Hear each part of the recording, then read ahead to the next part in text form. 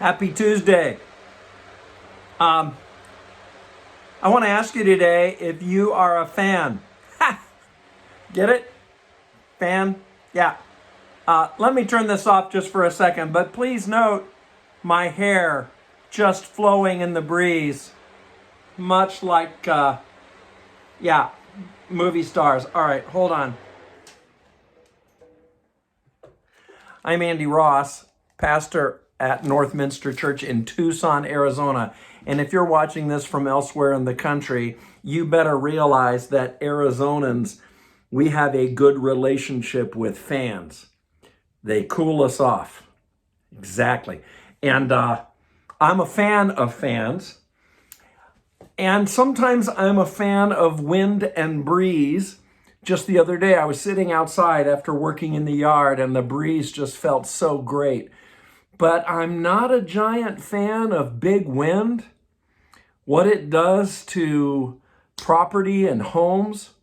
Years ago, when I was a kid, I worked with many others in the recovery efforts after the Xenia tornado.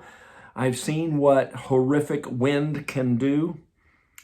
But if a fan cools you off, would you start worshiping the fan? Would you become a worshiping fan of fans? Our reading today in the lectionary from the book of Deuteronomy continues in chapter 4.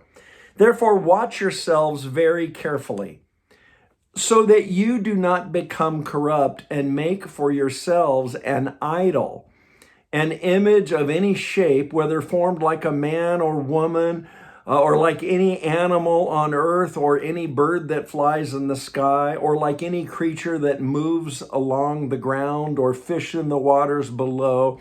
And when you look up to the sky and see the sun, the moon, and the stars, all the heavenly array, do not be enticed into bowing down to them and worshiping things the Lord your God has apportioned to all the nations under heaven.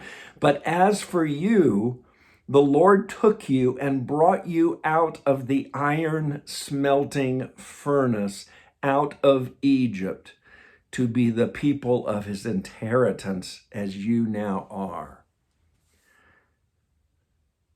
The Bible teaches us to be very careful to not worship what God has made, but to worship the God who is the maker. I'm a fan of fans, but I should never worship the fan. Sometimes, we just celebrated Pentecost a couple days ago on Sunday. And one of the great stories in Acts chapter 2 about Pentecost was the sound of what seemed like a great wind moving amongst the disciples, the movement of the Holy Spirit being poured into them. It's often said you can't see wind, but you can see its effects in the trees. You can't see God, but you can readily see the effects of God's Spirit and inspiration at work in human lives.